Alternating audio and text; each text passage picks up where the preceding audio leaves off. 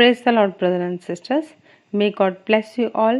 परमेश्वर अपनी बरकतों से हमें भर के रखे, अपने पवित्र और पाक लहू में हमें कवर करके रखे, ताकि हम सुख और शांति से अपना जीवन व्यतीत करने पाएं और प्रभु यीशु के रास्ते पर चलने पाएं। चलिए, आज के वचन में हम आज बात करेंगे जलन की आत्मा के ऊपर।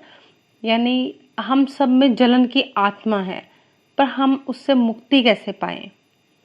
जैसे रोमियो 1:27 में लिखा है, वैसे ही पुरुष भी स्त्रियों के साथ स्वाभाविक व्यवहार छोड़कर आपस में कामातुर होकर जलने लगे। प्रभु में मेरे भाई और बहनों, आप सबको एक बार फिर से प्यार भरी जय मसीह जी की। प्रभु के नाम में हम सब बढ़ते जाएं, प्रभु के रास्ते पर चलें और प्रभु यीशु खुदा का वचन हम लोगों में बांटें। चलिए, आज हम बात करते हैं परमेश्वर के नाम पे। परमेश्वर ने इस संसार को अपनी इच्छा के अनुसार रचा है।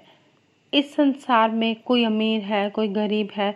जब हम अपने से ज्यादा आशीष पाए हुए किसी को देखते हैं, किसी दूसरे इंसान को देखते हैं, तब शैतान हमारे मन पर वार करता है। इसलिए हम अंदर ही अंदर जलने लगते हैं। हम सोचते हैं कि हमें वो क्यों नहीं मिला। हम जलन की एक गंदी भावना से भर जाते हैं। हम सोचते हैं कि उसे मुझसे ज्यादा कैसे मिला। देखिए, एक चिड़िया जब दूसरी चिड़िया की उड़ान को देखती है, वो कभी भी दुख नहीं मनाती। वो कभी भी ये नहीं सोचती कि ये मुझसे ज्यादा कैसे उड़ गई, बल्कि वो ये सोचती है कि उसकी उड़ान कितनी सुंदर है, मैं उससे ऊपर क्यों नहीं उड़ सकती। तो वो खुश होती है और वो कोशिश करती है कि वो उससे भी ऊपर उड़ के दिखाए। परंतु अगर हम मनुष्य की बात करें, तो एक मनुष्य दूसरे मनुष्य की ऊंची उड़ान को देखकर अपने आप में सोग मनाता है। यानी वो अपने जीवन को नहीं देखता कि मेरे जीवन में क्या कमी रह गई। वो उसके जीवन की, उसकी आशीषों को जो उसे परमेश्वर ने बख्शा है, उसे देखकर वो चिंता में पड़ जाता है।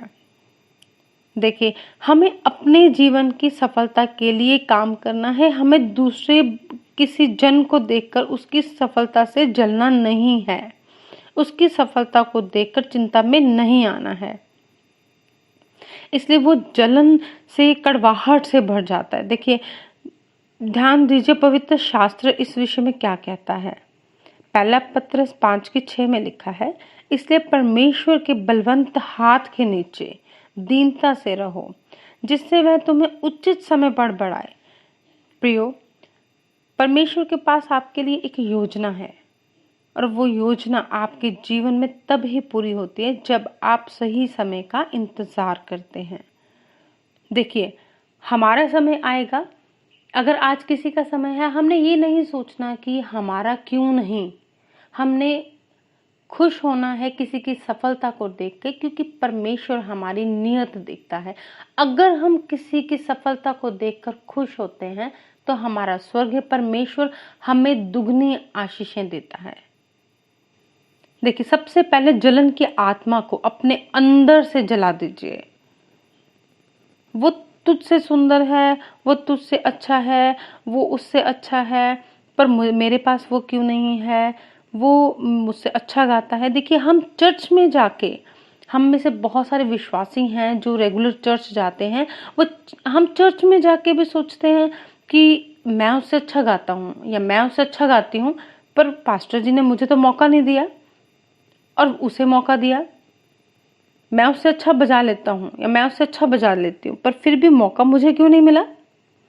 यानी ऐसे गलत शब्दों के द्वारा दुष्ट आत्माएं हमसे बात करती हैं। वो हमारे दिमाग में डालती हैं कि तेरे साथ ऐसा गलत क्यों। वो हमारे मन पर वार करती हैं, ताकि हम जलन में आ जाएं, हम कड़वाहट से भर जाएं, और परमेश्वर ने जो हमें दिया है हम उसे भूल जाते हैं। हम उसे परमेश्वर की एक देन नहीं समझते। हम ये नहीं समझते कि अगर आज उसके पास बहुत अच्छा है, तो कल को हमारे पास भी आएगा। उसके लिए हमें परमेश्वर के रास्ते पर और आगे चलना है।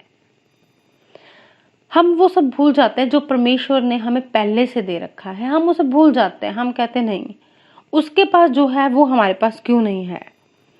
प्रियजनों, ये सबसे गलत है।